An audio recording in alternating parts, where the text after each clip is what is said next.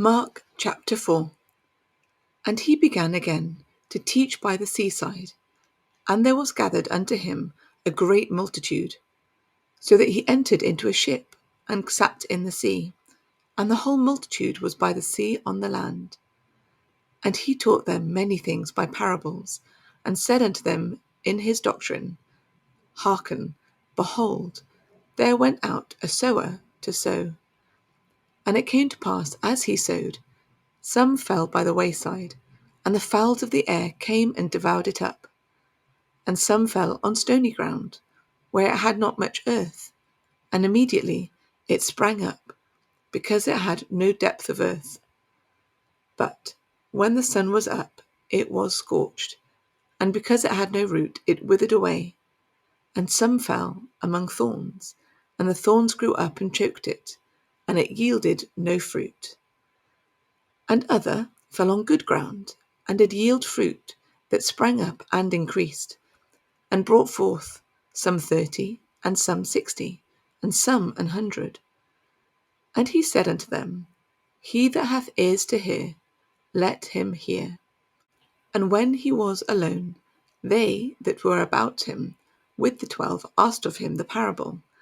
And he said unto them, Unto you it is given to know the mystery of the kingdom of God, but unto them that are without, all these things are done in parables, that seeing they may see, and perceive not, and hearing they may hear, and not understand, lest at any time they should be converted, and their sins should be forgiven them. And he said unto them, Know ye not this parable? And how then will ye know all parables? The sower soweth the word. And these are they by the wayside, where the word is sown. But when they have heard, Satan cometh immediately, and taketh away the word that was sown in their hearts. And these are they likewise which are sown on stony ground, who, when they have heard the word, immediately receive it with gladness, and have no root in themselves, and so endure, but for a time. Afterward, when affliction or persecution ariseth for the word's sake, immediately they are offended. And these are they which are sown among thorns, such as hear the word, and the cares of this world, and the deceitfulness of riches, and the lusts of other things entering in, choke the word, and it becometh unfruitful. And these are they which are sown on good ground, such as hear the word, and receive it, and bring forth fruit, some 30-fold, some 60, and some 100. And he said unto them, Is a candle brought to be put under a bushel, or under a bed, and not to be set on a candlestick? For there is nothing hid, which shall not be manifested, neither was anything kept secret, but that it should come abroad.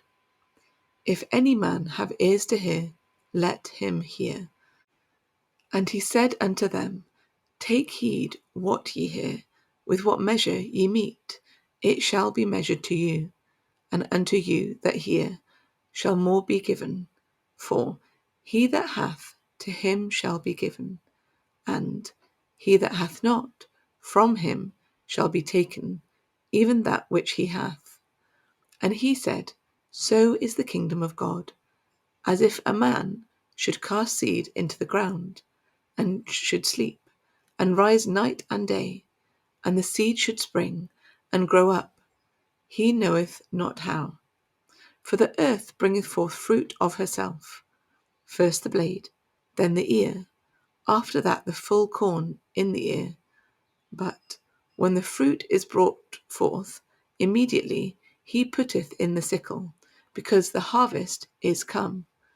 And he said, Whereunto shall we liken the kingdom of God? Or with what comparison shall we compare it? It is like a grain of mustard seed, which, when it is sown in the earth, is less than all the seeds that be in the earth. But when it is sown, it groweth up, and becometh greater than all herbs, and shooteth out great branches, so that the fowls of the air may lodge under the shadow of it.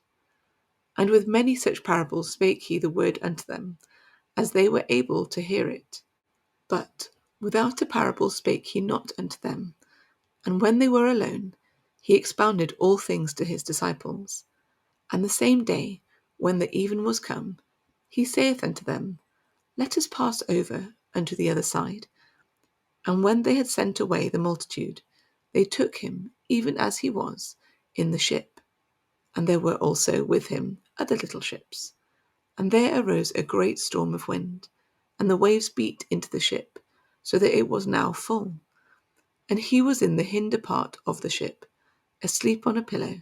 And they awake him, and say unto him, Master, carest thou not that we perish?